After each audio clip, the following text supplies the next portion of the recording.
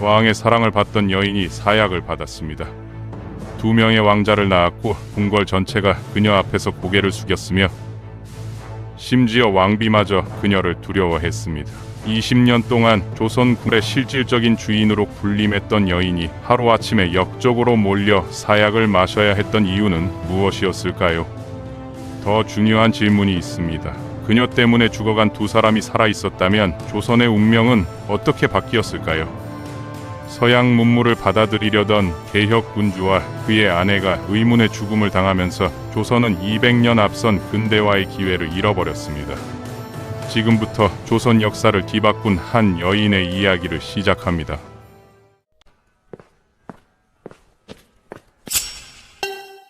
(1630년) 한양에 사는 무신 집안의 딸이 궁궐로 들어왔습니다. 순창 조씨 가문 출신인 이 여인의 아버지는 병마절도사 조기였고 어머니는 첩 한옥이었습니다. 서출 신분으로 왕의 후궁이 되는 일 자체는 드물지 않았지만 이 여인의 경우는 달랐습니다.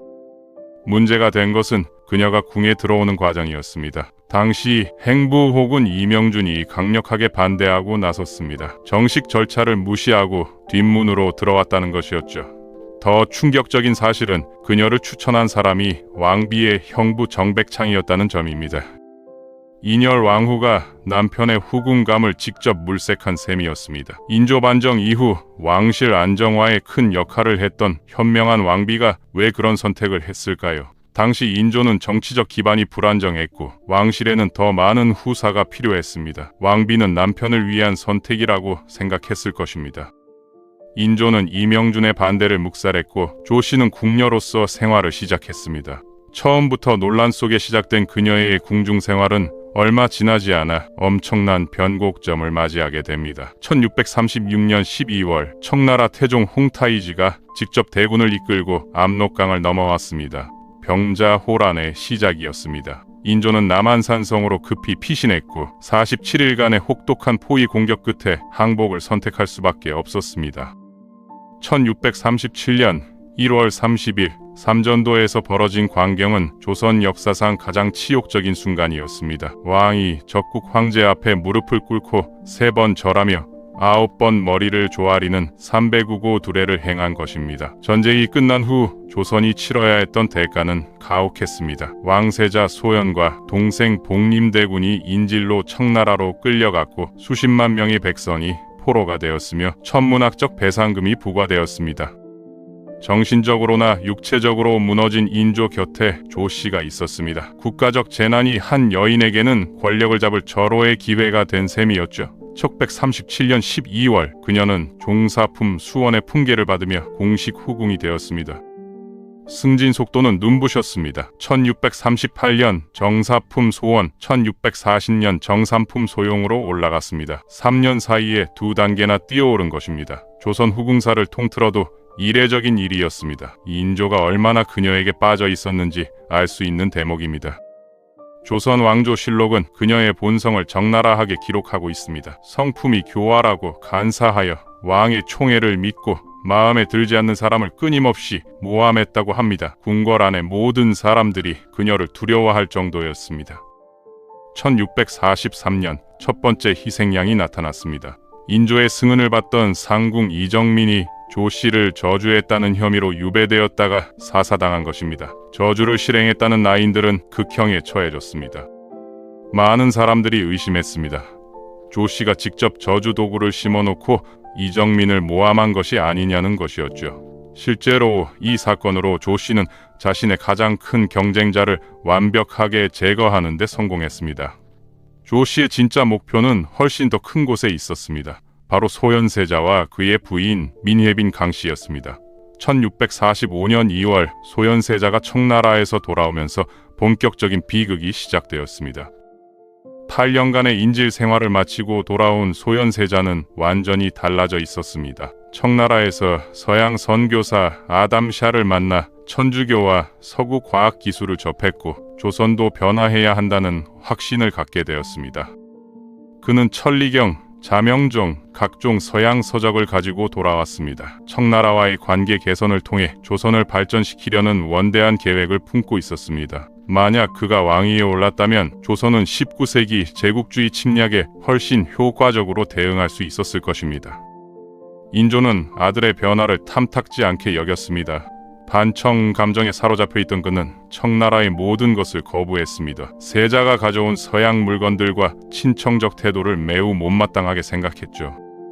부자 사이가 벌어지는 것을 본 조씨는 기회를 놓치지 않았습니다. 교묘하게 인조와 소현세자 사이를 갈라놓기 시작한 것입니다. 세자가 청나라에서 무역으로 재산을 모았다고 고자질했고 청나라 사람들과 지나치게 가깝게 지낸다며 의심의 씨앗을 뿌렸습니다. 1645년 4월 26일 귀국한 지 불과 2달 만에 소현세자가 갑자기 사망했습니다. 공식 기록은 학질로 인한 병사라고 되어 있지만 당시 증언들은 전혀 다른 이야기를 전합니다. 실록의 기록은 섬뜩합니다. 온몸이 검게 변했고 얼굴의 7구멍에서 모두 검은 피가 흘러나왔다고 합니다. 전형적인 독살의 증상이었습니다.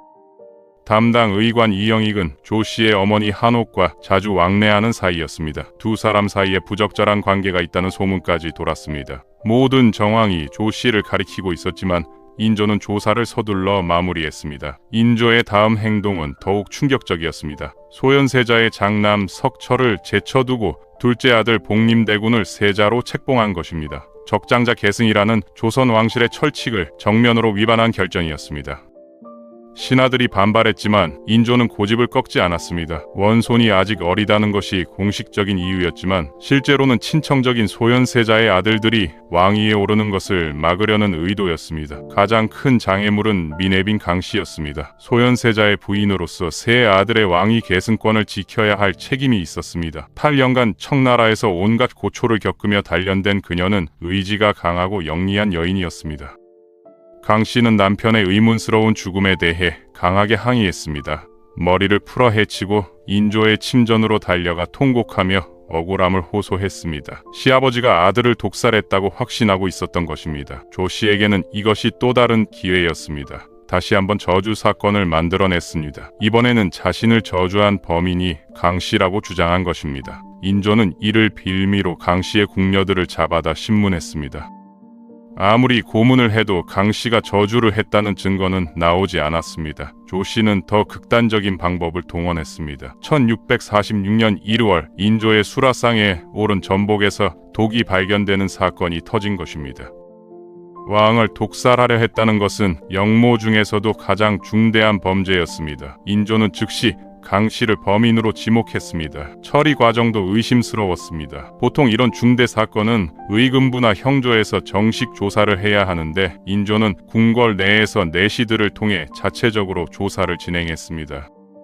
마치 이미 결론이 정해진 각본을 따르는 것 같았습니다. 1646년 3월 15일 민회빈 강 씨는 폐서인이 된 지 며칠 만에 사약을 받았습니다. 실록은 당시 백성들의 반응을 이렇게 기록하고 있습니다. 길가에 담장처럼 사람들이 둘러섰고 남녀노노소가 한탄하며 눈물을 흘렸다. 그 죄악이 명백히 드러나지 않았는데 추측만으로 법을 집행했기에 민심이 수긍하지 않았고 모두 조기인에게 죄를 돌렸다. 강 씨의 세 아들은 제주도로 유배되었습니다. 당시 장남 석철은 겨우 12세, 둘째 성리는 8세, 막내 석견은 4세였습니다. 친정 가족들도 모두 옥사에 연루되어 처형당하는 멸문지화를 당했습니다. 조 씨는 이로써 소현세자 일가를 완전히 제거하는데 성공했습니다. 같은 해 10월 그녀는 정의품 소위로 승진했고 장남 이징은 승선군으로 봉해졌습니다. 모든 것이 그녀에게 유리하게 돌아갔습니다. 조 씨의 권세는 하늘을 찔렀습니다. 심지어 인조의 계비인 장렬왕후까지 이간질하여 경덕궁으로 내쫓는 데 성공했습니다. 왕비가 별궁으로 쫓겨나는 것은 거의 패비나 다름없는 수모였습니다. 1649년 2월 조 씨는 종일품 귀인에 책봉되었습니다. 후궁이 오를 수 있는 최고 품계였습니다. 서출 신분이라 정일품 빈까지는 오르지 못했지만 사실상 궁궐의 안주인이나 다름없었습니다. 그런데 1649년 5월 8일 모든 것이 바뀌기 시작했습니다. 인조가 승하한 것입니다. 임종 자리에서 인조는 세왕 효종에게 당부했습니다. 효명옹주와 승선군, 낙선군을 벌하지 말고 끝까지 동복 형제처럼 사랑해달라, 조씨의 자식들을 지켜달라는 유언이었습니다. 효종은 무어라 대답했을까요? 실록은 기록하지 않았습니다. 효종은 알고 있었습니다. 소현세자의 죽음이 의심스럽다는 것을, 강씨의 사사가 억울하다는 것을, 그 모든 일 뒤에 조씨가 있었다는 것을. 효종은 복잡한 심정이었을 것입니다. 형이 죽고 형수가 죽었기에 자신이 왕세자가 될 수 있었습니다. 자신의 정통성은 그 비극 위에 세워진 것이었습니다. 조씨를 처벌하면 그 정통성에 흠집이 날 수 있었습니다. 효종 즉위 후 조씨의 권세는 급격히 꺾이기 시작했습니다. 왕의 총애로 권력을 잡은 사람은 그 왕이 죽으면 힘을 잃기 마련이었습니다. 효종은 신중하게 움직였습니다. 아버지의 유언도 있었고 무엇보다 확실한 증거가 필요했습니다. 기회는 1651년 11월에 찾아왔습니다. 승성군의 부인이 계모 장렬왕후에게 고변한 것입니다. 조기인이 자신의 종 영의를 승성군의 첩으로 삼으려 한다는 것이었습니다. 장렬왕후가 영의를 불러 꾸짖자 당황한 영의가 실토했습니다. 조기인께서 왕후마마를 원망하시며 무당들과 수상한 일을 하고 계십니다. 저주 사건이 터진 것입니다. 12월 20일부터 조사가 시작되었고 무당들이 잡혀와 고문을 받았습니다. 그들은 조기인의 지시로 옛 무덤에서 썩은 관 조각을 구했고 부정한 주술을 행했으며 사람의 뼈가루와 더러운 물건들을 궁궐 주변에 묻었다고 자백했습니다. 대신들이 들고 일어났습니다. 조씨를 엄벌에 처하고 자코를 박탈해야 한다고 주장했습니다. 효종은 거절했습니다. 한 번, 두 번, 세 번 대신들이 요청했지만 듣지 않았습니다. 아버지의 유언을 어길 수 없었고 조씨를 죽이면 자신의 정통성도 흔들릴 수 있었기 때문입니다.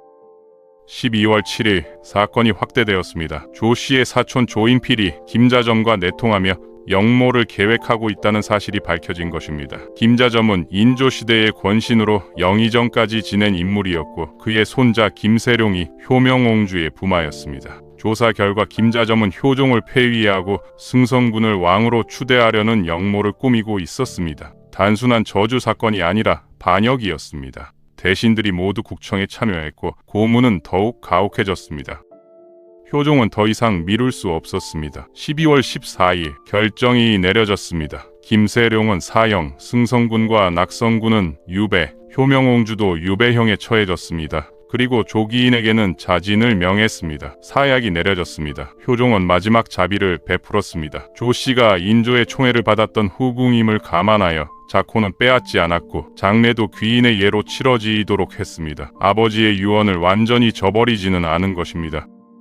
1651년 12월 14일 조씨는 독배를 마셨습니다. 20년간 조선 궁궐을 좌지우지했던 권력의 화신이 이렇게 처참한 최후를 맞이한 것입니다. 조씨의 죽음이 남긴 상처는 깊고 넓었습니다. 소현세자가 살아있었다면 조선은 훨씬 일찍 근대화의 길로 접어들 수 있었을 것입니다. 서구 문물을 받아들이고 청나라와 관계를 개선하며 국력을 키울 수 있었을 것입니다. 민해빈 강씨 역시 뛰어난 인물이었습니다. 8년간 청나라에서 고생하면서도 굴하지 않았고 포로로 잡혀간 조선 사람들을 돌보며 생활 기반을 마련했습니다. 그녀가 살아있었다면 아들들을 훌륭하게 교육하여 조선의 미래를 이끌어 인재로 키웠을 것입니다. 조씨 대신 왕위에 오른 효종은 북벌론에 매달렸습니다. 청나라를 치겠다는 비현실적인 목표에 집착하며 국력을 낭비했습니다. 그 결과 조선은 세계사의 흐름에서 더욱 뒤처지게 되었습니다. 1730년 효종 즉위로부터 81년이 지나서야 민해빈 강씨가 복권되었습니다. 숙종은 그녀의 억울함을 풀어주고 민해빈이인이라는 시호를 내렸습니다. 백성들이 그녀의 억울한 죽음을 슬퍼하고 가슴 아파했다는 뜻이었습니다. 조씨의 이야기는 권력의 본질에 대해 많은 것을 생각하게 합니다. 국가적 위기 상황에서 왕의 마음을 위로하며 권력을 얻었지만 그 권력을 사적인 욕망과 복수에만 사용했던 그녀의 모습은 권력이 사람을 얼마나 쉽게 타락시킬 수 있는지 보여줍니다. 왕이 계승이라는 최고의 권력을 두고 벌어진 암투에서 조씨는 수단과 방법을 가리지 않았습니다. 소현세자를 독살하고 강씨를 모함하여 죽게 만들고 그 아들들을 유배 보내는 잔인함을 보였습니다. 조씨의 몰락은 필연적이었습니다. 아무리 영리하고 교활해도 거짓과 음모는 오래갈 수 없었습니다. 인조가 죽고 효종이 즉위하면서 상황이 바뀌었고 조씨의 과거 악행들이 하나씩 드러나기 시작했습니다. 역사는 결국 진실을 드러냅니다. 조씨가 아무리 교묘하게 자신의 죄를 숨기려 했지만 시간이 지나면서 그녀의 악행이 하나씩 밝혀졌습니다. 그리고 마땅한 대가를 치러야 했습니다. 조씨의 자식들은 어떻게 되었을까요? 승성군과 낙선군은 1656년 유배에서 풀려나 한양으로 돌아왔습니다. 효명옹주는 1658년 석방되었습니다. 효종은 끝내 동복 형제들을 죽이지 않았습니다. 아버지 인조의 유언을 완전히 저버리지는 않은 것입니다. 조씨는 조선사에서 가장 악독한 여인 중 하나로 기억되고 있습니다. 장록수, 정난정과 함께 조선 3대 악녀로 불리지만 그녀가 끼친 피해는 개인적 차원을 넘어 국가의 미래까지 바꿔버렸다는 점에서 더욱 심각합니다. 오늘 우리가 조씨의 이야기를 되돌아보는 이유는 단순히 과거의 악행을 비난하기 위해서가 아닙니다. 권력이 사람을 변화시키고 개인의 욕망이 어떻게 나라 전체를 위기에 빠뜨릴 수 있는지를 배우기 위해서입니다.